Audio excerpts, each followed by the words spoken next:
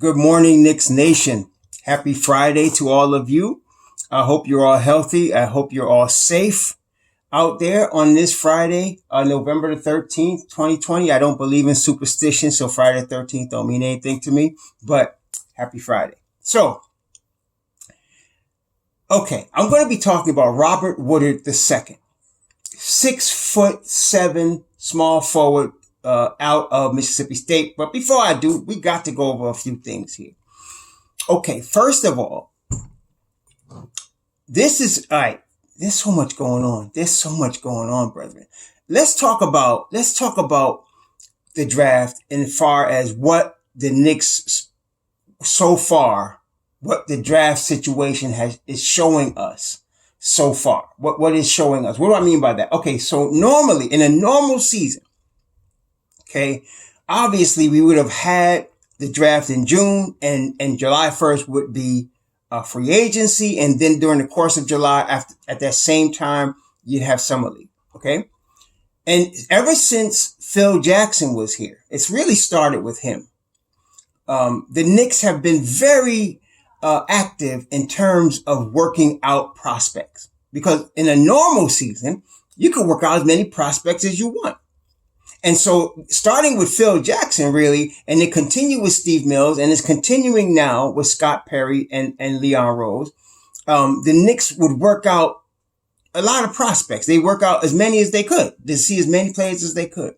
And that's good, because prior to that, they didn't. That's why we had so many duds in previous years. I don't know what they were thinking about or what they had as far as scouting, but they were doing a terrible job. And then once in a while, when they would kind of hit something like they get in the nay, they would trade it, to try to get somebody quick moves. And we're going to talk about that in a second. But it's different this year, okay? Because of the COVID, because of the rules, it's different. I'll tell you why.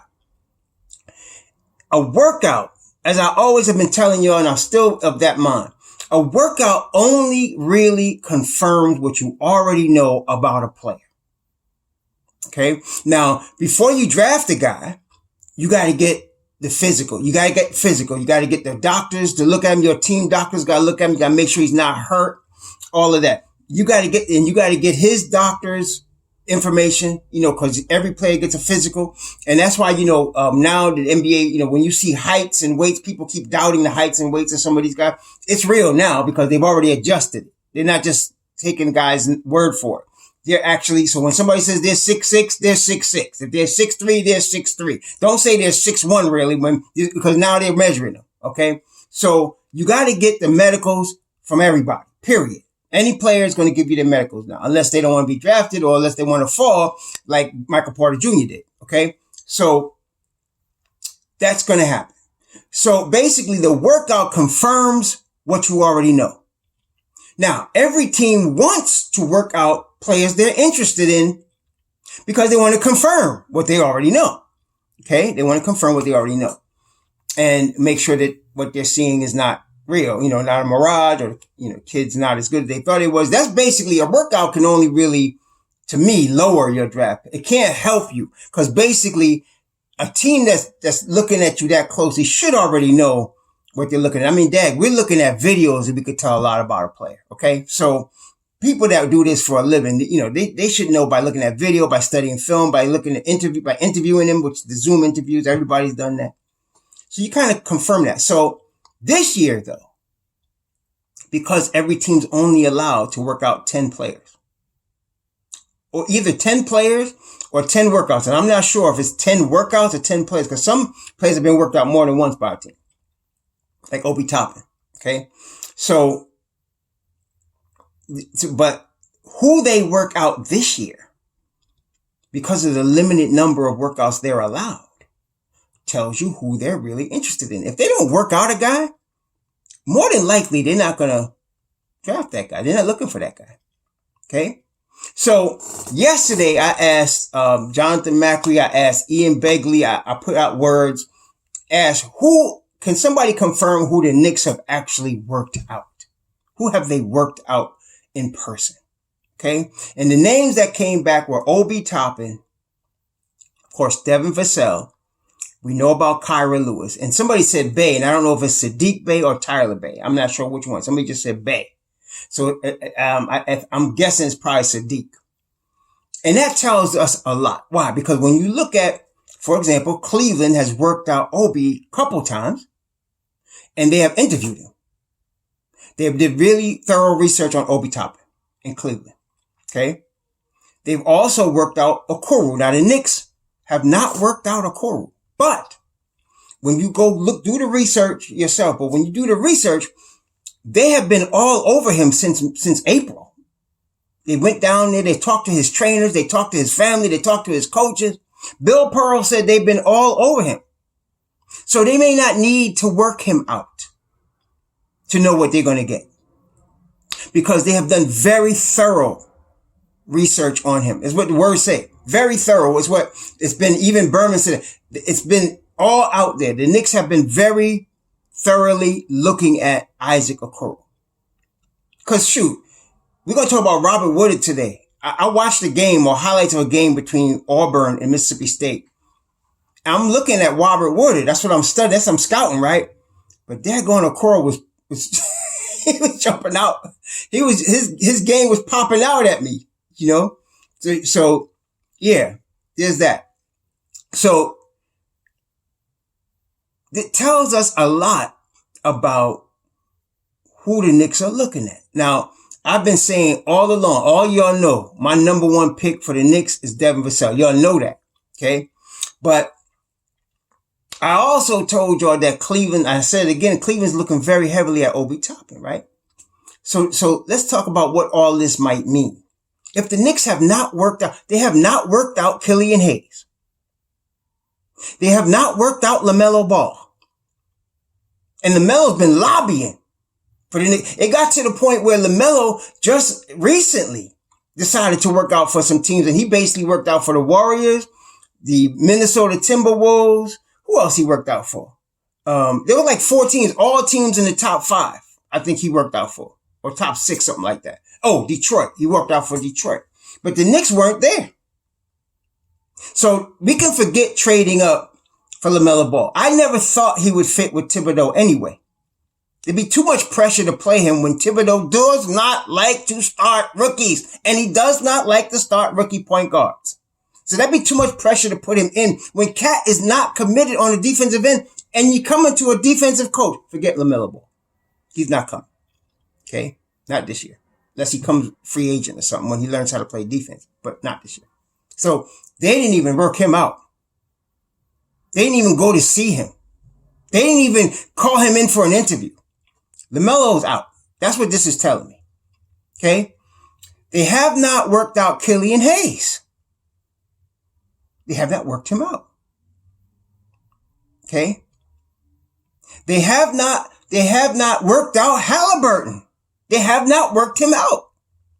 I thought they would have worked out Halliburton. As a matter of fact, they asked Halliburton recently in the draft interview. He didn't even get interviewed by the Knicks. They didn't even interview him on Zoom. Okay? So there goes those guys as far as we're a week from the draft, brethren. We're a week from the draft. Okay?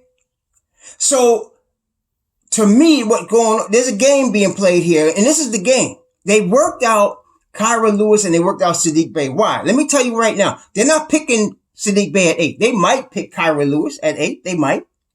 But they're not picking Sadiq Bey at 8. So why did they work him out? That's telling you they're looking at a possible trade down scenario where, let's say, for example, they switch the 8th pick for Boston's 3 picks. Okay. Then they might be looking at a Sadiq Bey because Vassell will be gone. Okoro will be gone by 14. They're both gone. Okay. So neither of those guys getting past 12. Neither of those guys getting past the Kings at 12. You got San Antonio before that. You got the Suns. You got Washington. Those 2 guys are gone. Okay. At 14. So now you're looking at a Sadiq Bey at 14. That's why they're looking at, they actually worked out Sadiq Bey. Okay. Number 1. Number 2, why would they work out Okoro when both Atlanta and Cleveland are interested in Okoro? Well, it makes sense now if you look at it. Let's say Atlanta chooses Isaac Okoro at 5, right? Let's just say Atlanta chooses Isaac Okoro at 5. That means Obi Toppin is still on the board. Atlanta's not taking Obi Toppin. Detroit's not taking Obi Toppin. That means he's falling to the Knicks. That's why they worked him out. They don't know what Cleveland's going to do. Okay?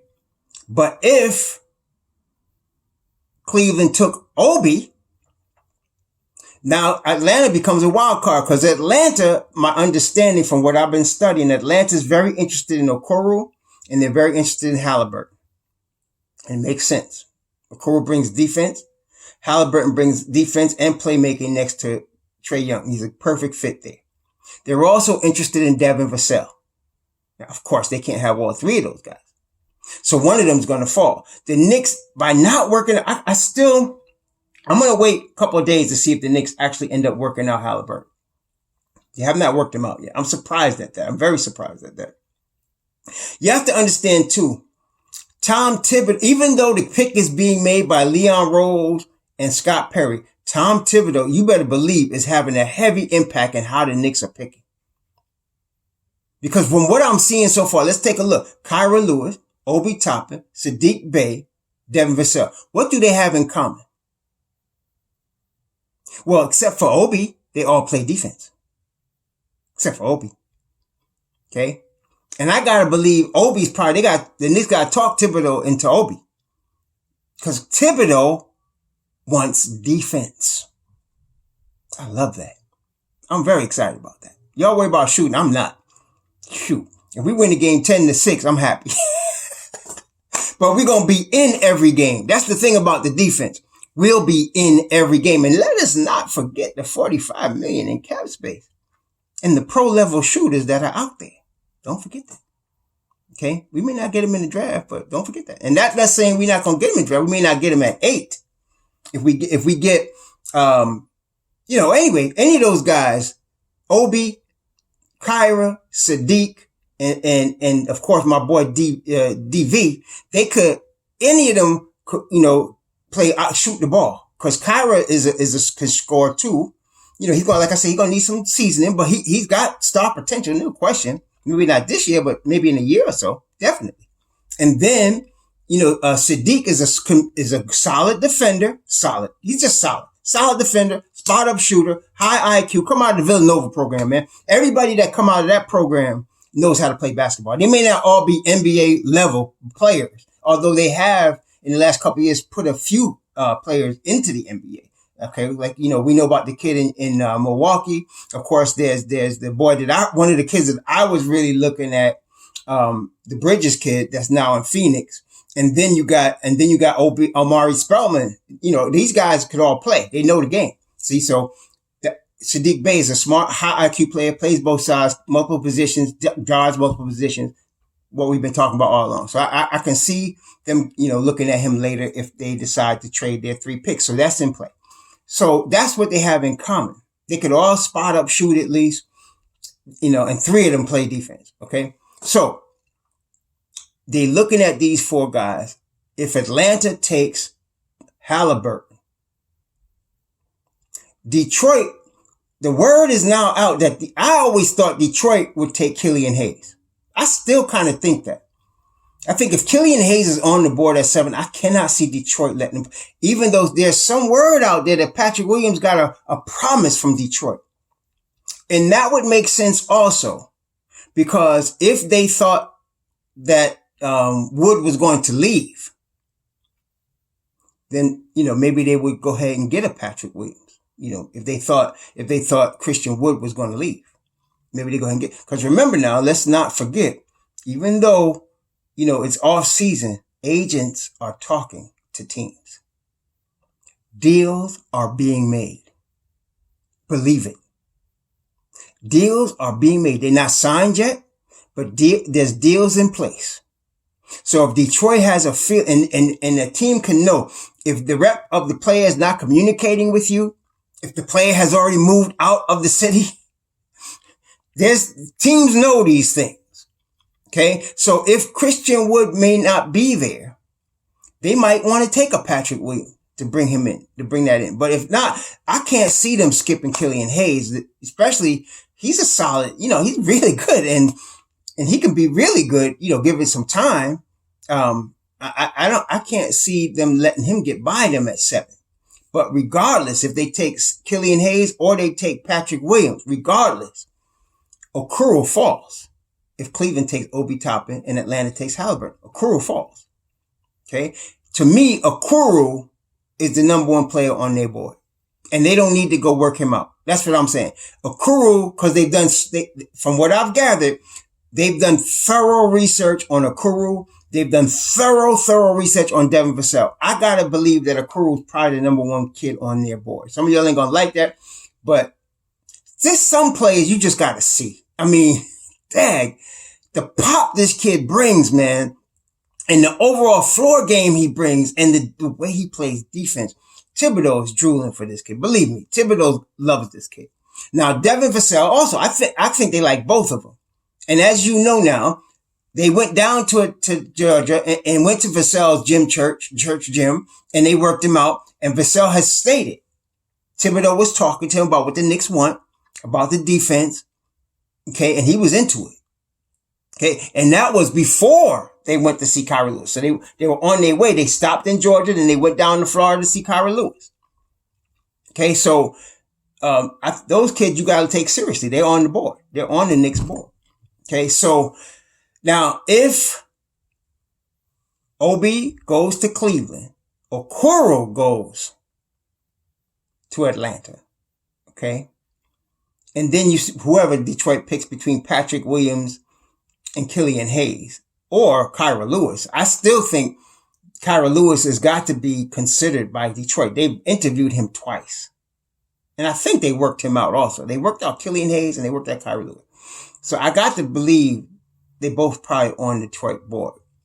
But now you're still talking about not Obi Toppin, Devin Vassell. You're still talking about Devin Vassell. Okay. And I believe I honestly don't think the Knicks are looking at Kyra Lewis at 8. I think like Sadiq Bey, they're looking at him in a trade down scenario. I really cannot see Kyra Lewis getting past the Suns at 10 if Killian Hayes is off the board. If Killian Hayes is on the board, and again, they worked out Killian Hayes, they worked out Kyra Lewis in Phoenix. I can't see them getting past. Because not only that, this whole CP3 thing, I've been thinking about this. Okay, so CP3 to Phoenix is really something that's a thing. They're talking that. But I'm telling you, if they draft Kyra Lewis or they draft a Killian Hayes, they're probably not looking at CP3 then. I mean, they might be, but why would you draft a guy like that? I mean, unless it's just to groom him. I mean, that makes sense, I guess, to groom him over the next 2 seasons of yeah, that makes sense. To groom a kid like that over, because of Kyra Lewis, I'm telling you, the kid is talented. The kid has got star potential, but he's not ready right now. He's not ready right now to take over a team, to be given the car keys and say, run the team. Especially a team like Phoenix that's looking for that next step to the 8th or 7th seed. Either him or Killian Hayes. I can't see them do that. So you know what? Let me take that back. They might still want a CP3, even if they do draft one of these kids, because CP3 would be a good mentor to either of those 2 kids. But I just can't see either Killian or Kyra getting past Phoenix at 10. I can't see that happening. One of them might slide past, but not both of them. One of them is going to get picked by Phoenix. So the Knicks are probably looking at Kyra Lewis also in a trade down scenario, because remember, there's still possibilities to trade with Phoenix because we got cap space. So there's still possibilities we can trade with Phoenix. We talked about a Kelly Oubre. We talked about a Ricky Rubio and that salary. That's a salary dump for them to go get CP3. Okay. And that's going to require a pick. And for us, I'm looking at the 10th pick. So they might keep the 8th and get the 10th. That way they can get Kyra and a Devin Vassell, or Kyra and Obi Toppin, or Kyra and Isaac Okoro. Okay. So I'm thinking Kyra is a trade down scenario because they got to be talking to Phoenix. Or should I say, Phoenix has got to be coming to Papa right now because Phoenix needs to move some money.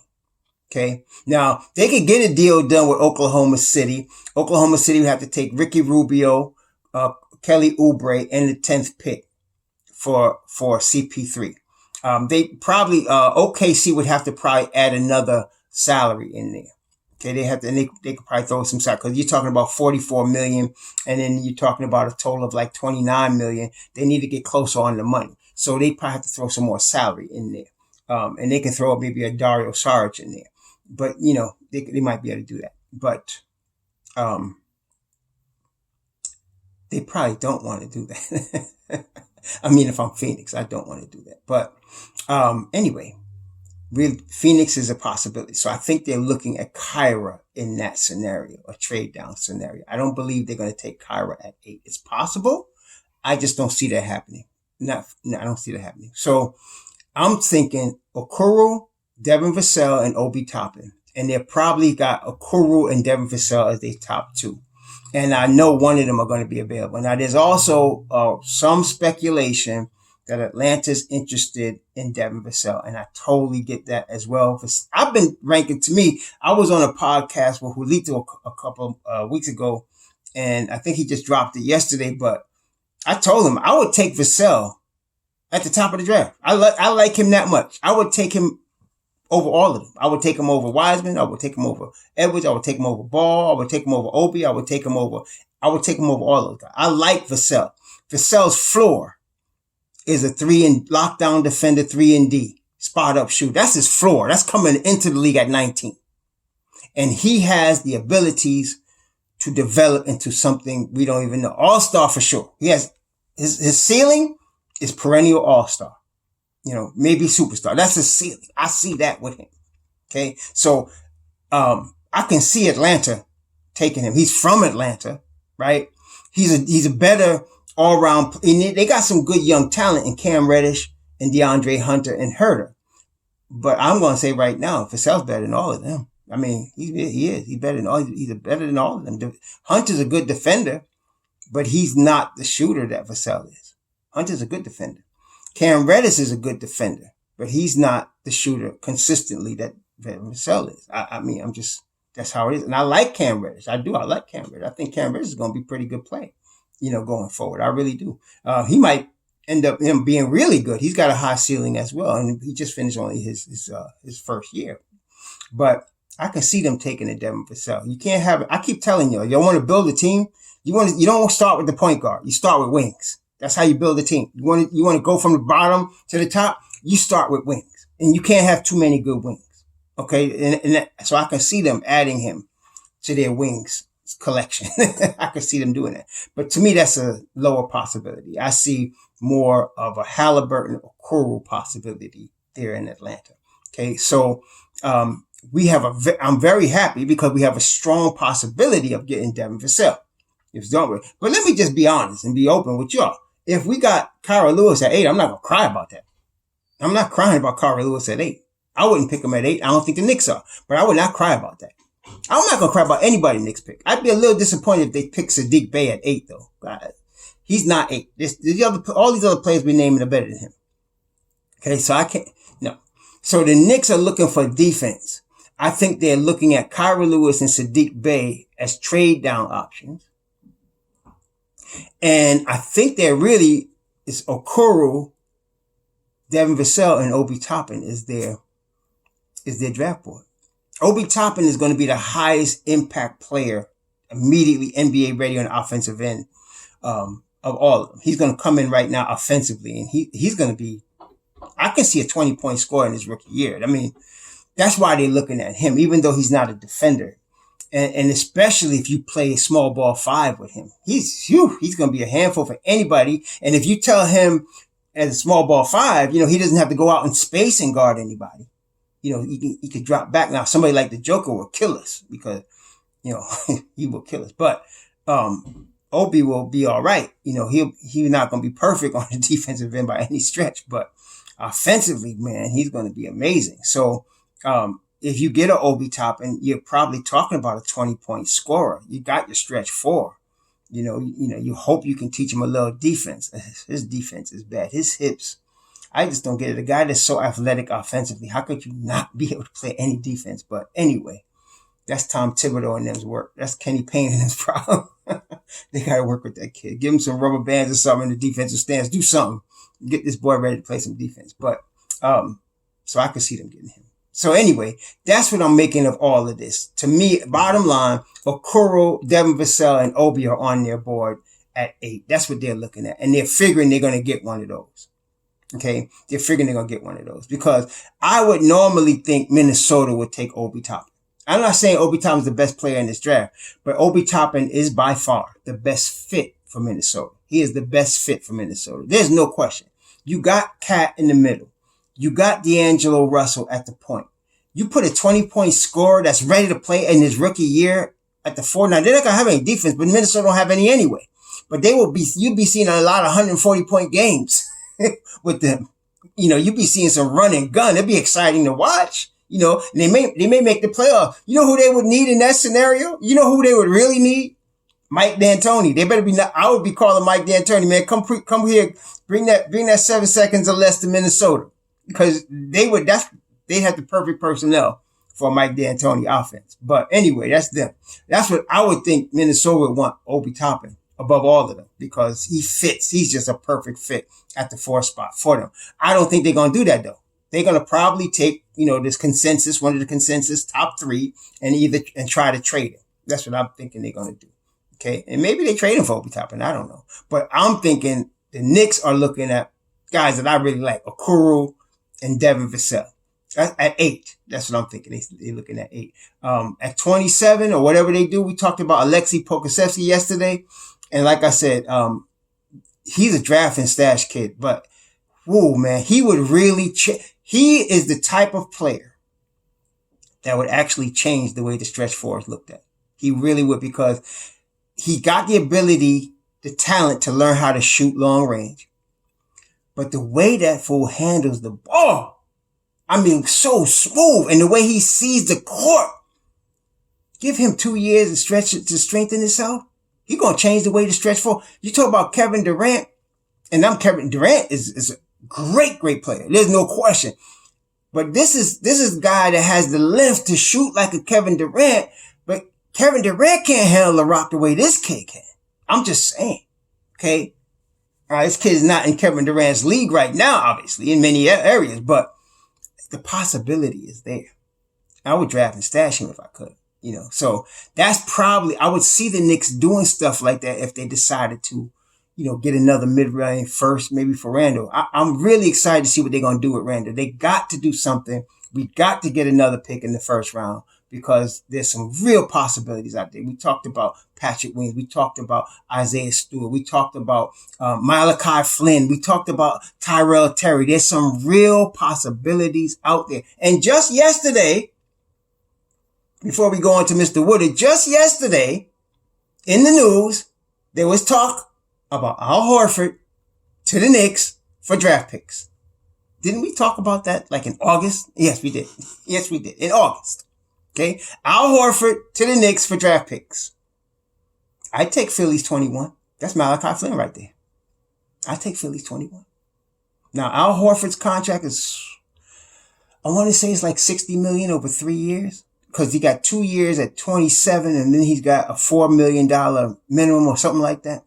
So you're talking about maybe 60 over 3. That's a lot better than 85 and 133 for some other guys they've been talking about. But I want the number 21 and I want their second rounder too. I want their number 32 and their number 21. I want that. I'm going to need that for Al Horford.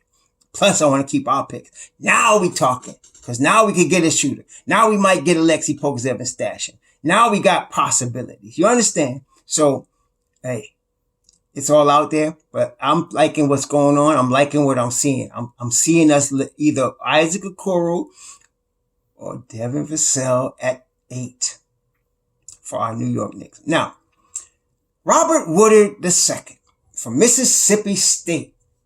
Okay. Robert Woodard II, I heard the Knicks are looking at him in the second round and maybe late first.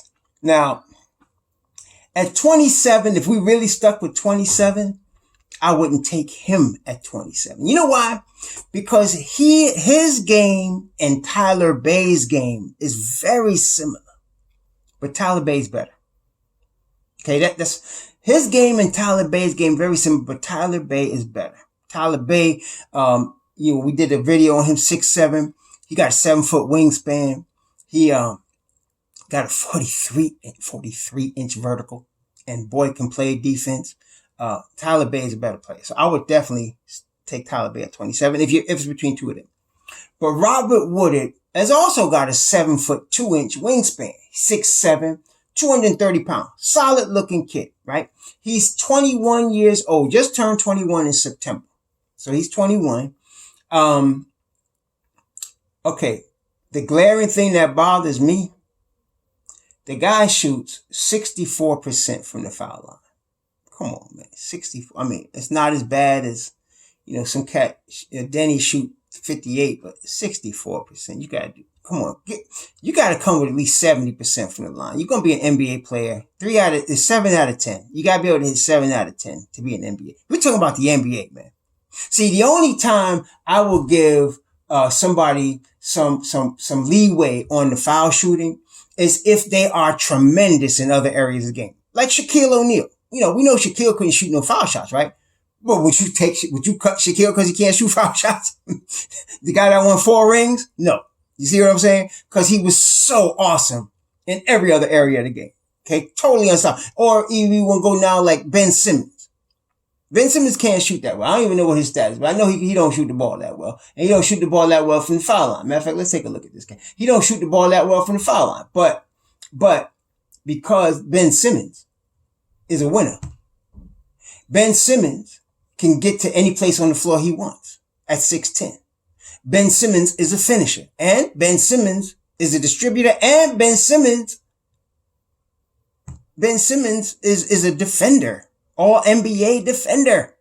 Okay. So because he is so advanced in all the other areas of the game, I mean, advanced, like elite advanced, I'm willing to wink at his, at his foul shooting woes. I'm willing to wink at his foul shooting woes. Look, this guy shoots his career 59% from the free throw line, Ben Simmons. That's horrible. But for a guy like that, I'm making an exception. See? So there's some exceptions, but that's just exceptions to the rule. Generally speaking, you can't hit 70% of your foul shots, man. What you doing? What you talking about NBA for? But anyway, Robert Woodard hit 64% of his foul shots. Now, that's the negative. One of them. He's a good defender. Robert Woodard is a good defender. Great? I wouldn't say great, but solid. A solid defender. Like somebody that could defend on the NBA level. Robert Woodard II. He could defend on the NBA level. Needs some work offensively. Needs some work. He has the potential. Like he was shooting 28% from 3, I think his sophomore year in college, and moved it up. Now this past year, he was shooting 43%. But then again, he only takes 2.3 threes a game. So he's limited, in terms of how many he takes. But the percentage is percent. He was shooting 43% this past year. And then looking at his video, he has ability to develop into what we consider a 3-and-D player. He can hit a spot up 3 and he can be a good defender. I would not necessarily depend on him all the time to guard the other team's best defender. Like I'll put Frank Ntilikina on anybody that's not a 5, and even some 5s, I put Frank Ntilikina on them. Okay. Cause that's what I'm saying. But he's not like that. He's not like the Marcus Morris, Frank Ntilikina. Kawhi Leonard could lock down anybody defender. But he's definitely a solid defender. Definitely. He definitely is. I would definitely not, have a problem with him. Tibbs would not have a problem with him, which is probably why they're looking at him, because he plays defense. Now, he has the ability to possibly be a spot-up shooter. Okay? I watched the game between him and Okoro, because I looked at their stats. Like, I compared him and Okoro, right? And if you look at, like, the win shares, right? Like, that's the number that stood out to me about the two of them. The win share, the plus minus, the total plus minus, the defensive plus minus, Okoro 2.5, Robert Woodard 1.9. The overall plus minus is close, but 6.3 for Okoro and 6 for Robert Woodard. When they played each other, and the usage rate for Okoro is higher, the offensive rating for Okoro is higher. The team defensive rating is better under Okoro. The win shares are better for Okoro. Now, what do these numbers mean? What they mean overall, to make it very simple, is Okoro makes his team better. Okay? Isaac Okoro, when he's on the floor, makes his team better. All right. So when you're talking about that, and I watched it, they had Auburn against Mississippi State.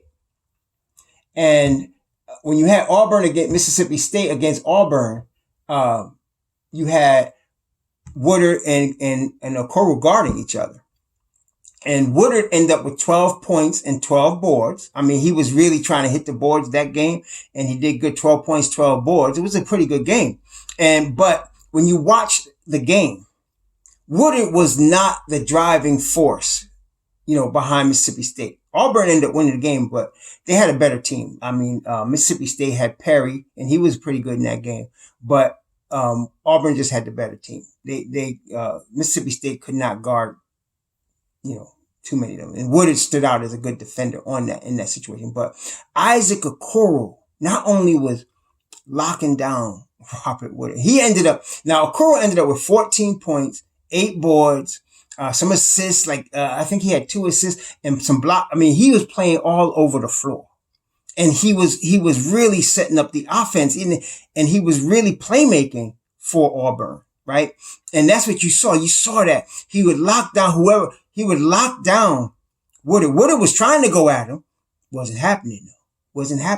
Okay. And Okoro was getting in the open floor, and man, he is scary in the open floor. And when he was playing defense, he was affecting the whole game without being like the highest scorer. Okay. I love that, and he did hit a couple threes in that game. So, yeah, he's just a better player, man. That's what I'm saying. But Robert Woodard would be a good, solid defender.